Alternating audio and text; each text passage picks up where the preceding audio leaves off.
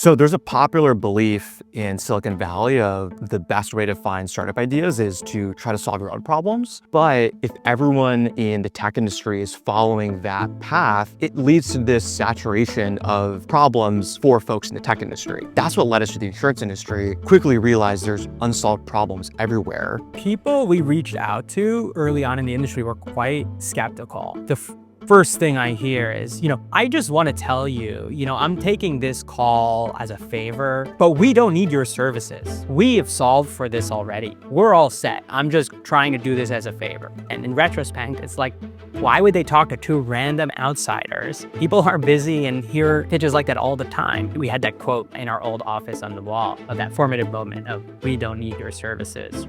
And that company that told us we don't need your services is now one of our largest customers.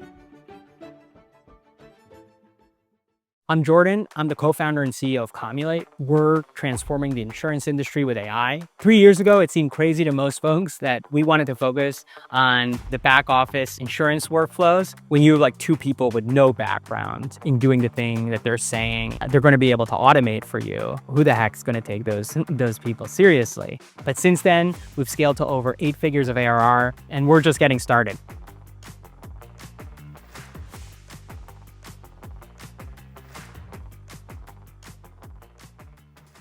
By the time I was in college, I was starting to try to build software in a software company and spent thousands of hours building actually one product in particular. In reality, I realized as I was going, I was building a huge dumpster fire. The platform had 500 features. Each of them was like 5% built. Through that, I realized like how actually complex it was to build great software.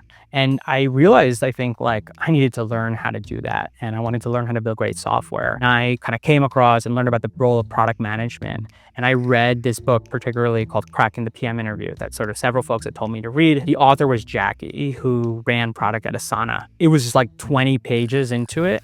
I was like, I need to work for Jackie. And that's how I ended up going to Asana with the mission of I want to learn how to build great product from Jackie. And then I ended up being able to learn from a lot of other great folk around that. I met my co-founder, Michael, towards the end of college. I was going to work in product at Asana, and Michael reached out because he was interested in understanding what product was like. We met for lunch, and it was one of those really one in a million conversations where you meet someone and think like, this person is different. And it sounds pretty crazy, but at that moment, I was actually already thinking like, this might be someone I start a company with.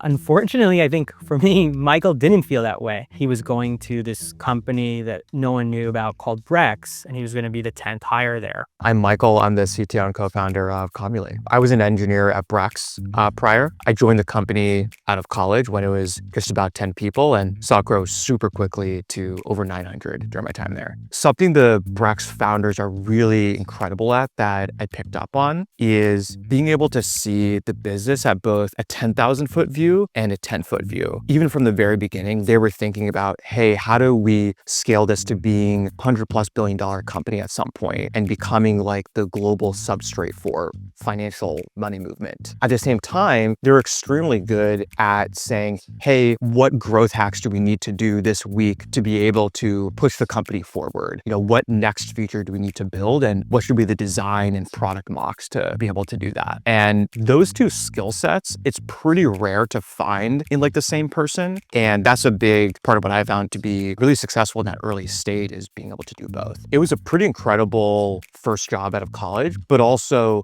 I had always thought about starting a company. Jordan and I, like I mentioned, we were super good friends and we had been talking about it more and more over time. Jordan had just left his job, and it got to a point where we were starting like nights and weekends to work on different startup ideas together. All of these factors seemed to come together. It said like, hey, if there's a moment to do this, now is definitely it. So I leave Brex and jump right into starting a company with Jordan.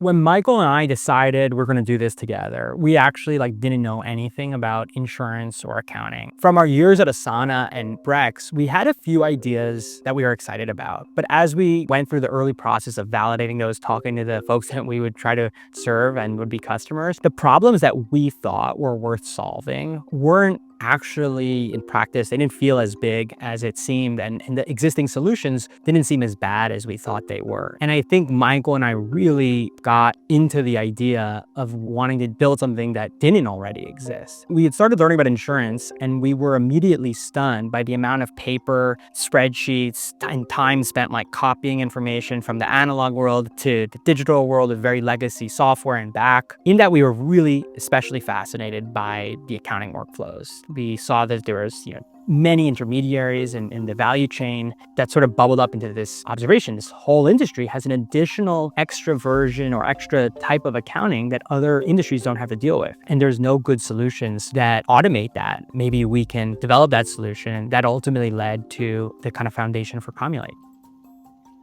People we reached out to early on in the industry were quite skeptical. It was hard initially to talk to people in this industry, and you relied on the few second or third degree connection you would have to get a conversation. And then the first thing I hear is, I just want to tell you, I'm taking this call as a favor, but we don't need your services. We have solved for this already. We're all set. I'm just trying to do this as a favor.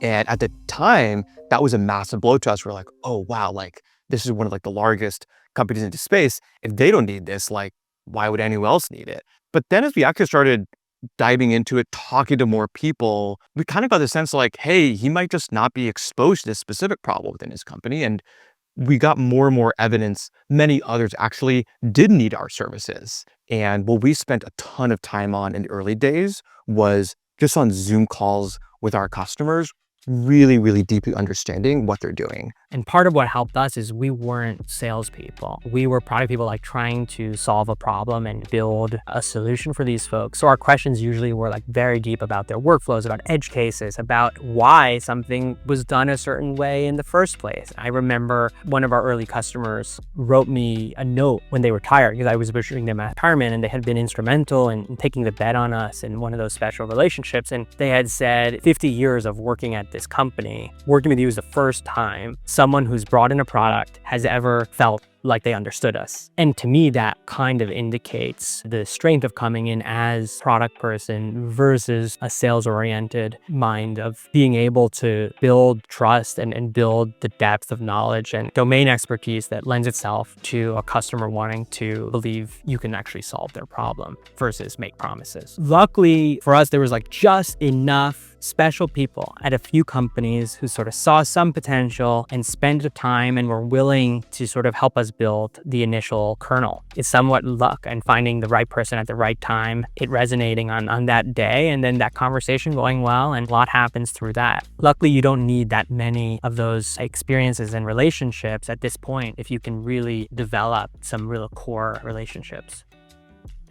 And that company that told us we don't need your services is now one of our largest customers. Even though at the moment it feels like this setback and you're not sure of the viability of what you're doing and whether it's even worth pursuing anymore, if you just keep on persisting and actually getting more information, building up that bottoms up confidence of what you're working on, it actually led us to persist past that. They ended up needing the services.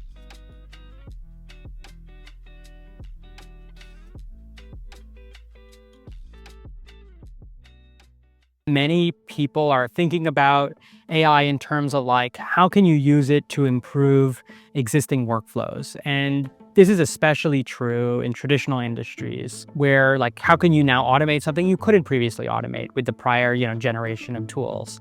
Or how to augment humans by writing an email or navigating a website? But I feel that's not actually the most interesting question. I think the real question is about what fundamental constraints created these workflows in the first place, and do those constraints actually still exist? If you think about any prior platform shift like web to mobile in the 2010s, the most successful products were actually rethinking what should be on a mobile app, for example, like Instagram, for example, as opposed to a lot of the unsuccessful ones just took a normal website and put it into a mobile app, and it actually wasn't that compelling. It's because there's actually new things that are possible, right? You can drag, you can multitask, etc. Now with the AI platform shift, It's a similar situation. In this context, it's all based on this foundation of like really understanding what are like the fundamental problems that customers are facing. When customers first come to us, we'll map out their entire process, and it often looks like this like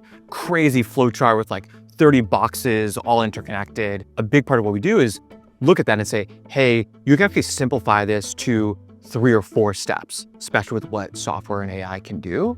And this is how our product can actually do that. And that step of actually simplification, rather than just trying to fit the crazy complexity into a product, is what actually lets us able to rethink and reimagine what's possible. That's the difference between optimizing what exists today versus like reimagining an entire function from scratch. The latter is a completely different opportunity that I think the winners of that transition will have in common. A few years ago, when we started the company, building software for vertical industries, especially like automating work in them, was not that popular. It's a pretty unconventional thing to go into something like the insurance industry as outsiders and try to understand and automate a lot of the work that's happening there. But now it's super hot. So like 70% of the most recent YC batch is now doing AI agents for X industry. I think a big part of that is just because where AI is having the most impact right now are these places that have been